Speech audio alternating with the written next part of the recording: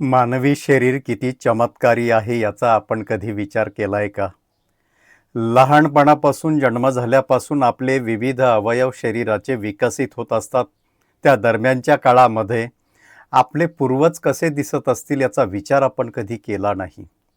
आपल्या वडिलांचं नाव काय किंवा त्यांच्या वडिलांचं नाव काय कदाचित हे आपल्याला आठवणार नाही. पण त्यांच्यासारखं कपाळ, आपलं कपाळ आणि त्यांचं कपाळ, आपल्या पंजोबांच्या वडिलांचं नाक आणि आपलं नाक याच्यामध्ये साधर्म्य साधल्या जातं.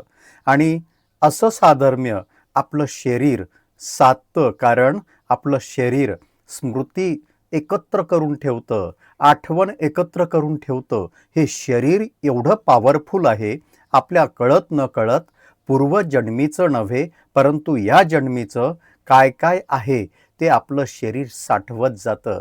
आपल्या पिढ्यांमध्ये जो गुणधर्म आहे तो आपल्या व्यक्तिमत्वामध्ये वसत जातो आणि आपण विकसित होत जातो या चराचरामध्ये.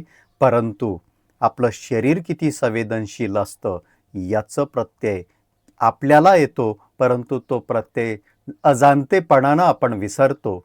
पण जाणतेपणानं जर विचार केला तर प्रत्येक गोष्ट शरीरामध्ये जी आपल्या पूर्वजांची होती आपल्या पिढ्यांमध्ये, त्याचा काही अंश आपल्या शरीरामध्ये आजही असतो. एवढं शरीर आपलं या ठिकाणी तादात्म्य असतं, पण आपण ते शोधताना किंवा आठवताना किंवा निरीक्षण करताना कुठेतरी चुकतो. नमस्कार.